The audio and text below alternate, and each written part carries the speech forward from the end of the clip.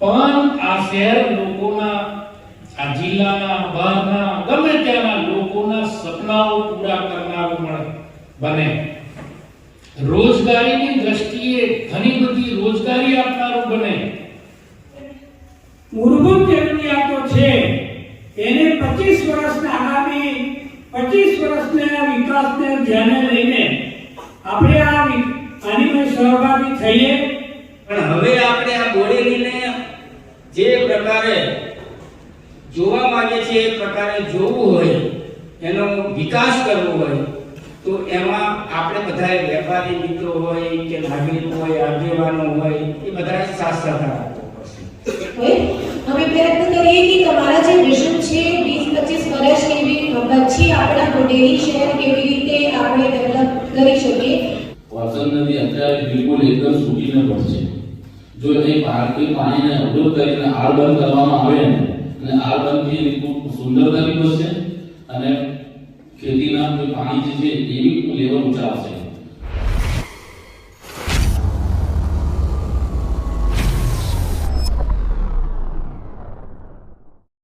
વધી રહ્યું છે. મને પૂર્ણ વિશ્વાસ છે કે બોડેલીનો ભૌગોલિક પરિસ્થિતિ અને નાગરિકોની ક્ષમતા જોતા બોડેલી ગુજરાતને સૂચન આપી દઈશ. મારા બે સૂચન છે. સૌથી પહેલા કે બોડેલીમાં જે મેન હાઈવે જે છે, આપણે નેશનલ હાઈવે જે આપણે બોડેલીમાંથી જે જઈ ગયો છે, સ્ટેટ હાઈવે, આપણા જવા માટે તો એક જ હાઈવે છે. અને છોટાઉદેપુર જિલ્લાના પૂર્વ પટ્ટીમાં એક બી ફોર લેન નથી. જો બોડેલી નગરપાલિકાનો વિકાસ થાય એ માટે સૌથી પહેલા બોડેલીમાં રિંગ રોડ બને, બોડેલીનો ફરતા રિંગ રોડ. જો એના આ સંબંધિત કંઈ વિચાર કરવામાં આવે તો રિંગ રોડથી આખા બોડેલીનું નગરપાલિકાનો વિકાસ બહુ જ ઝડપથી થશે. એક ટૂંકમાં મારો વિચાર છે. બીજો એક વિચાર એવો છે કે બોડેલીની બિલકુલ નજીકમાં એક વરસાદ નદી જઈ રહી છે. વરસાદ નદી અત્યારે બિલકુલ એકદમ સૂકીને પડશે. જો એ પાણીને અવરોધ કરીને આળ બંધ કરવામાં આવે ને, અને આળ બંધથી ખૂબ સુંદરતા બી વધશે અને ખેતીના જે પાણી જે છે એ બી લેવલ ઊંચા આવશે. તો આ બે વસ્તુ મારા ટૂંકમાં એક છે કે રિંગ રોડ બને, અને બીજી વસ્તુ કે આળ બંધ કરી અને પાણીનું લેવલ ઊંચું રાખવામાં આવે. અને ત્રીજી વસ્તુ એક છે જો રમત ક્ષેત્રે સ્પોર્ટ કોમ્પ્લેક્સનું નિર્માણ થાય એ ખૂબ જ જરૂરી છે. અને નાગરિકોની સક્રિય ભાગીદારી માટેની શરૂઆત આપણે આજે અહીંથી કરી રહ્યા છીએ. આજની આ બેઠક એ બોડેલીનો વિકાસ માટે એક મજબૂત શરૂઆત છે.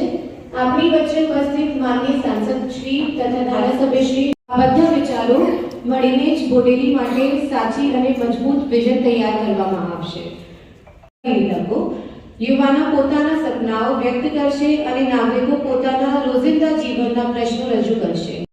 અભિનંદન આપું છું. આપણે બધા તાળીઓથી વધાવીએ કે એમને એક વિષય 2 દિવસ પહેલા જ મારી સમક્ષ મૂકેલો કે આપણે બોડેલીના આગેવાનોને બોલાવીએ, એમના સૂચનો સાંભળીએ.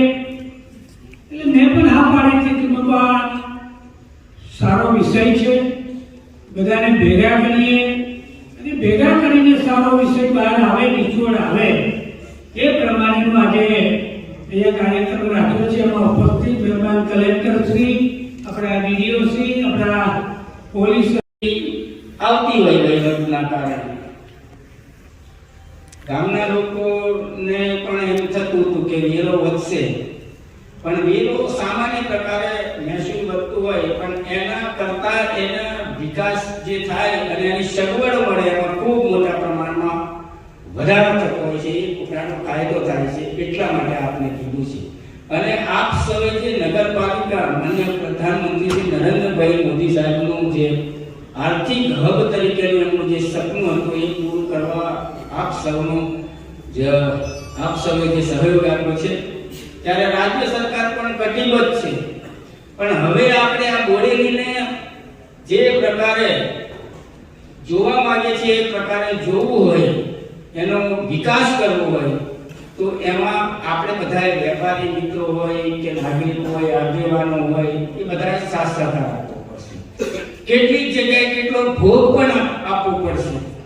અમારે બીજી કોઈ જમીન કોકને લેવાની નથી, પણ કેટલીક જગ્યાએ આપણે જે પ્રકારનું વિઝન હોય ને જે પ્રકારે નગરપાલિકા છે, તો નગરપાલિકા જેવું સ્વરૂપ પણ આપવાનું, ગ્રામ પંચાયતમાંથી દૂર થઈને નગરપાલિકા જેવું સ્વરૂપ પણ આપવા માટે આપણે સહયોગ આપવો પડશે. વિનંતી કરું છું એક આગેવાન તરીકે, આપ સૌને વિનંતી કરું છું, અને આપ સૌ તૈયાર થશો તો જ આપણે આગળ વધી શકીશું. અને વિઝન સાથે, અને બોડેલીનો જે પ્રકારે વિકાસ થઈ રહ્યો છે, બોડેલી જે પ્રકારે ચારે દિશા તરફ આગળ વધી રહ્યું છે, ત્યારે આપણે બધા જ વિષયોને ધ્યાનમાં રાખીને આપણે તો પર્યાવરણને પણ ધ્યાનમાં રાખવું પડશે, સગવડોને પણ ધ્યાનમાં રાખવું પડશે, રોડ રસ્તાને પણ ધ્યાનમાં રાખવું પડશે, અને ઘણી વખત તો આપણે ચોમાસું આવે ત્યારે એની મુશ્કેલીઓને પણ કેવી રીતે ડિઝાસ્ટરમાં એ થાય એનું પણ ધ્યાનમાં રાખવું પડશે. ત્યારે એકબીજાના સલાહ સૂચનથી આ બોડેલી નગર માટે કેટલીક જગ્યાએ અધિકારીઓને પણ વિનંતી કરું છું કે કદાચ કોઈનું આપણે ઉતાવળ કર્યા વગર કોઈનું સૂચન લેવાનું થાય તો ઉતાવળ કર્યા વગર લોકોને સમજીને પણ આગળ વધવું જોઈએ, જેથી કરીને સારો વિકાસ થાય. અને એકબીજાના સહયોગ વગર સારો વિકાસ પણ થવાનો નથી.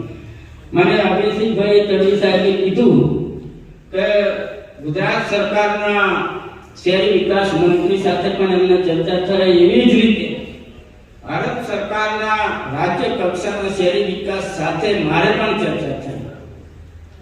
ટોકન સાહુ સાહેબ અહીંયા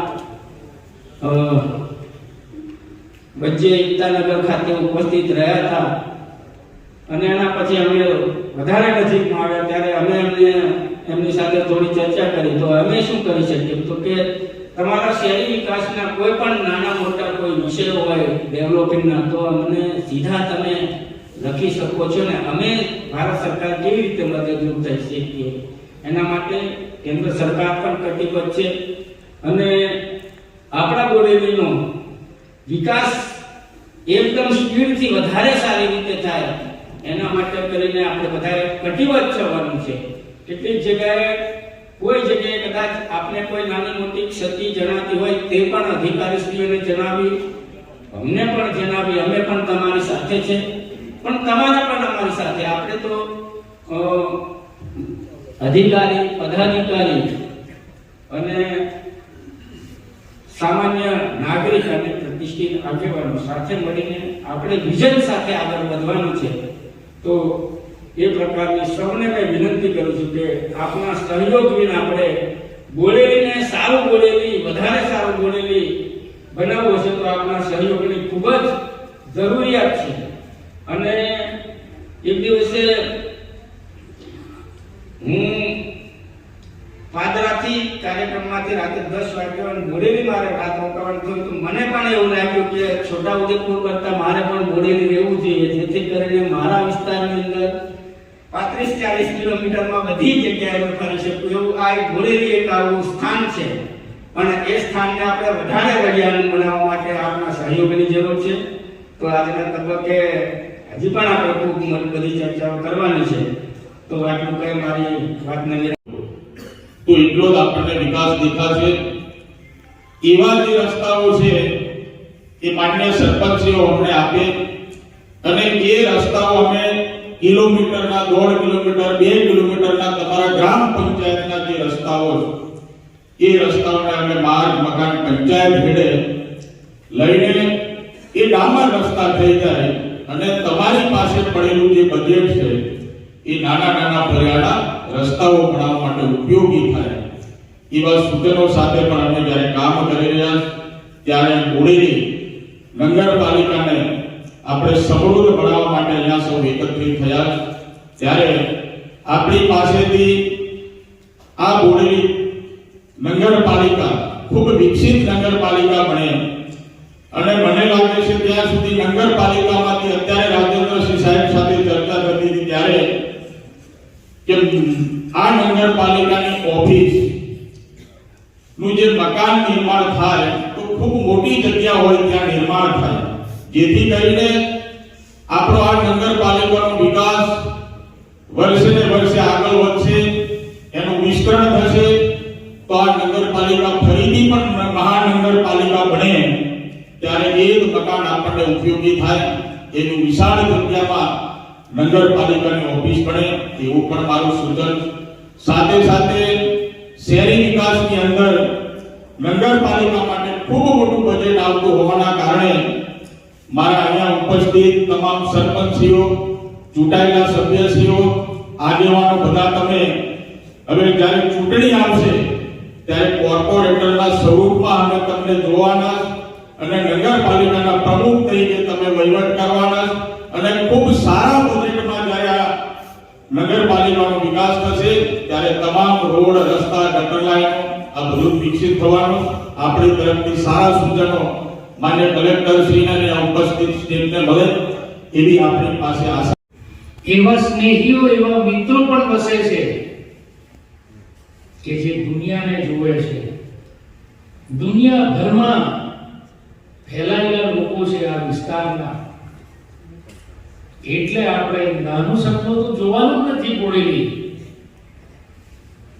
આપણે એવા મોટા મોટા સપનાઓ જોઈએ અને 100% સાકાર થવાના છે. બોડેલી એવી પુણ્ય ભૂમિ છે કે અહીંથી લોકો દુનિયાભરમાં ક્યાં ક્યાં પહોંચ્યા છે. એટલે રાજ્ય સરકારના આભારની સાથે સાથે આજે આપણે કલેક્ટર મેડમનો પણ ખૂબ ખૂબ એમને અભિનંદન આપીએ કે આવો કાર્યક્રમ આપણી વચ્ચે મૂક્યો. કોઈ બહુ સારું કુટુંબ હોય, સભ્ય કુટુંબ હોય અને બાળક જન્મે ત્યારે કેવું ઉત્સવ હોય, એમ આજે ઉત્સવની જેમ આપણે હસતા રહેવું જોઈએ. અહીં કોઈ અમે કવિઓ નહીં, બાકી એકાદી કવિને આજે બોલાવવાની જરૂર હતી.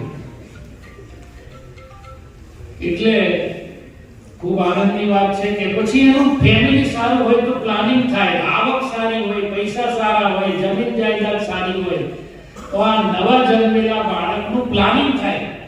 આને ભણાવશું કઈ, આને શું કરીશું, આને આમ કરીશું, આને તેમ કરીશું, આના માટે કયા રોકાણના પ્લાન લાવશું, આગળ રોજગારી શું કરશે.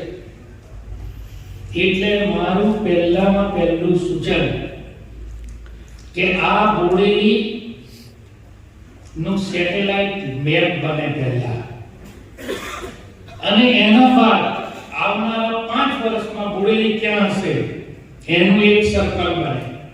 10 વર્ષમાં ક્યાં હશે, 20 વર્ષમાં ક્યાં હશે, એમ કરીને આવનારા 50 વર્ષની અંદર આ બોડેલી ક્યાં હોવું જોઈએ, કેવું હશે એનું આપણે સપનું જોવાનું છે. એના માટે મેડમ સેટેલાઇટ મેપિંગ થાય અને આ સેટેલાઇટ મેપિંગ આખું ઝોન, તાલુકાઓની, ગામોની કોઈની સીમાઓ રાખ્યા વગર અને એની અંદર આપણે મુકતા જઈએ.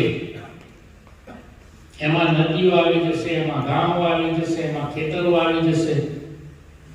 કારણ કે દુનિયાના તમે શહેરો જુઓ, ન્યુયોર્ક જુઓ, લંડન જુઓ, વડોદરા જુઓ, ઈવન અમદાવાદ જુઓ,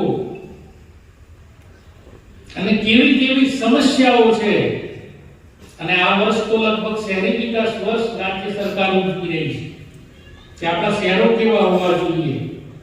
ગટર, પાણી, રસ્તા, નવી જૂની બધી વાતો અહીંયા થઈ, પણ આ શહેર લોકોના, આ જિલ્લાના, બહારના, ગમે ત્યાંના લોકોના સપનાઓ પૂરા કરનારું બને.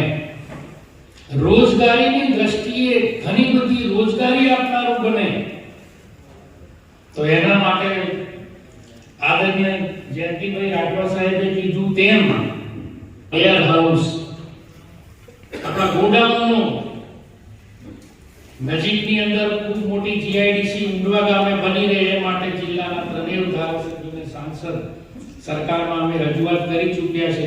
ઉંડવા ગામનું નામ આવ્યું છે, ખૂબ સારી વાત છે. 100 એકર ઉપરાંતની લગભગ ત્યાં જગ્યા મળે એવું મને જાણવા મળ્યું છે.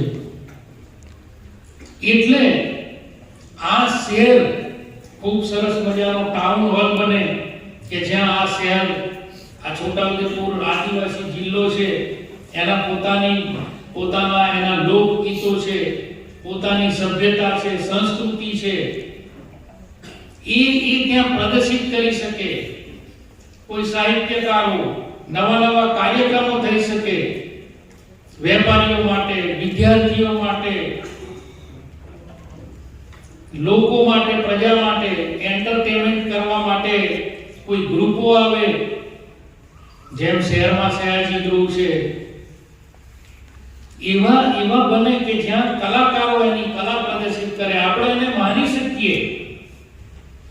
જે ઉદ્યોગ સાહસિક મિત્રો હોય એમના માટેની સમેટ થાય, કાર્યક્રમો થાય. આ બધાની વ્યવસ્થાને ધ્યાનમાં રાખી અને આપણે આ નગરને એના માટે આવનારા 50 વર્ષને ધ્યાનમાં રાખીને પ્લાનિંગ થવું જોઈએ. એ જ વાત કરવામાં આવ્યું છે. બોડેલી અત્યારે નવી નગરપાલિકા તરીકે જાહેર કરવામાં આવી છે અને એના માટે કેવી રીતે આપણે બોડેલીને આવતા અમુક વર્ષોમાં જોઈએ એ ડેવલપમેન્ટ પ્લાન નક્કી કરવામાં કેવી રીતે નક્કી કરીએ એના માટે જ બધા ચૂંટાયેલા અધિકારીશ્રીઓ અને સૌથી અગત્યના જે આપણા બોડેલી નગરપાલિકા વિસ્તારના લોકો છે એમને બોલાવ્યા હતા. એમની રજૂઆતો છે, એમની જે પ્રોબ્લેમ્સ છે અને ખરેખર આ લોકો બોડેલીને કેવી રીતે જુએ છે આવતા 20 વર્ષમાં, 25 વર્ષમાં, આ બધા લોકોએ રજૂ કર્યું છે અને એના મુજબ એક ડેવલપમેન્ટ પ્લાન નક્કી કરવામાં આવશે, જેનાથી આપણે ડેવલપ્ડ પ્લાનિંગ કરીને બોડેલીને એક સ્માર્ટ સિટી, જે ફ્યુચરિસ્ટિક સિટી આપણે જેમને કહીએ, આ સિટી બનાવી શકીએ. Thank you.